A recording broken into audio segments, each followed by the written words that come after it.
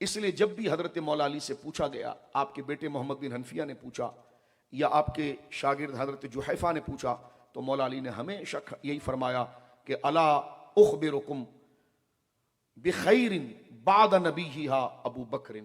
فرمایا کہ میں تمہیں خبردار کرتا ہوں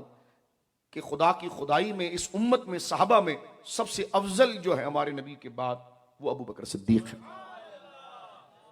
اب اس کو یہ نہیں کہا جا سکتا کہ حضرت یہ جملہ کہنے میں حضرت علی المرتضیٰ رضی اللہ عنہ عاجزی فرما رہے ہیں۔ حضرت مولا عاجزی نہیں فرما رہے کہ آپ کہ بھائی اگر کسی سے کسی کی بھلائی کے بارے میں پوچھا جائے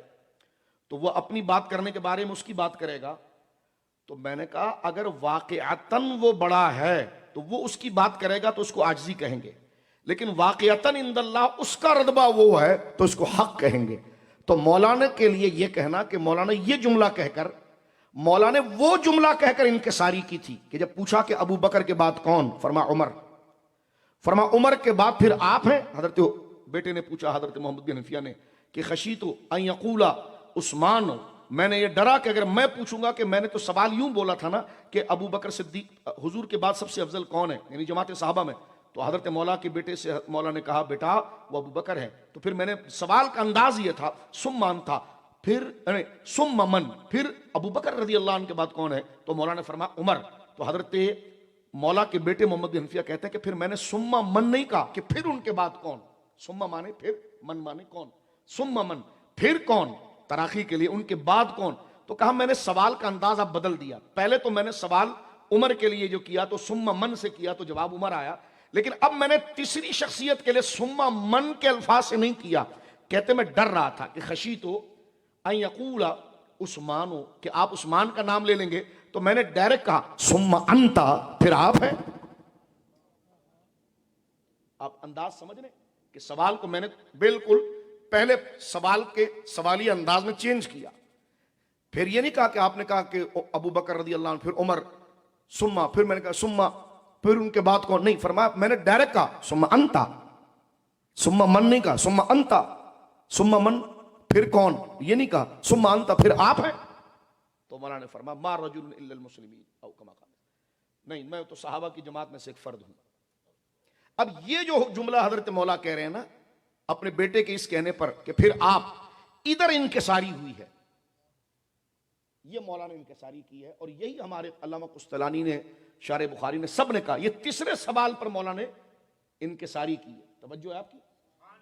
انکساری کی، لیکن جو پہلی بات جو حضرت مولا ابو بکر صدیق اور حضرت عمر کا نام لے رہے ہیں اور وہ ہمیشہ آپ نام لے رہے ہیں، اس کے پیچھے قرآن کی یہ آیات موجود تھی، تو اس کو اس طرح سے بنڈل بازی نہیں کر دی جائے گی کہ یہ عاجزی ہو گئی ہے۔ حضرت یہ عاجزی نہیں ہوئی ہے، یہ آپ نے حق بیان کیا ہے جو قرآن نے کہا اولئک اعظم درجۃ من الذین انفقوا من بعد وقاتلوا وکلا وعد اللہ الحسنی۔ تو لہٰذا اہل سنت و جماعت کے اکابر نے حدیث سے جو سمجھا ہے وہ یہی ہے کہ یہ انکساری نہیں ہے، انکساری تیسرے نمبر پر ہے۔ ابو بکر صدیق کا نام جب مولا نے لیا تو یہ انکساری نہیں، یہ حق تھا بتانے کے لیے۔ حضرت شاہ ولی اللہ محدث دہلوی کہتے ہیں کہ مولا کے زمانے میں جب سبائی فرقہ اٹھا اور اس نے بڑا شور مچایا، اور مولا کی کیونکہ آپ کے ابو بکر صدیق کے سامنے آپ کی افضلیت کا بات کرنا، تو حضرت مولا جانتے تھے کہ قرآن اس بات کو متعین کر چکا ہے، اور قرآن نے جو کثرت الثواب کی وجہ بتائی ہے وہ ابو بکر صدیق پر صادق آ گئی ہے۔ اب اگر اس کے مقابلے پر کوئی بات کی جائے گی تو قرآن کا انکار ہوگا، اس لیے مولا کو جلال آیا آپ کے دور خلافت میں، آپ 2 دفعہ ممبر پر پہلے آئے اور فرمایا جو یہ جملہ میرے بارے میں کہہ رہا ہے نا کہ میں سب سے افضل ہوں، میں ان کو تادیباً کہتا ہوں خاموش ہو جاؤ اور یہ باتیں نہ کرنا ورنہ میں سزا دوں گا۔ اور تیسری بات شاہ ولی اللہ کہتے ہیں، تیسری دفعہ جہاں آپ کو پھر یہ شکایت کی گئی کہ ایک بندہ بک بک کر رہا تھا، کیونکہ سبائیوں نے سب سے پہلے یہ عقیدہ نکالا تھا شیعوں نے، اور وہ آپ کے دور میں کھل تو نہیں رہے تھے لیکن بات کر رہے تھے، تو مولا نے پھر تیسری دفعہ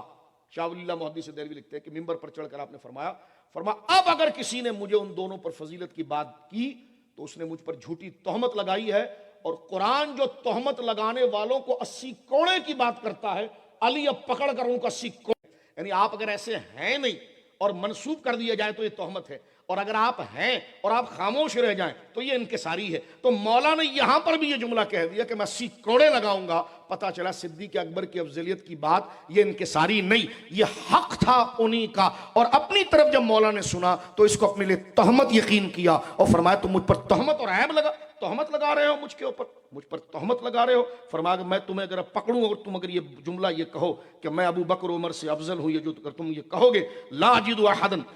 فضلنی علی ابی بکر و عمر الا جلدتہ حد المفتری, تو میں اس سے 80 کوڑے لگاؤں گا. تو یہ وہ فضائل کے جامع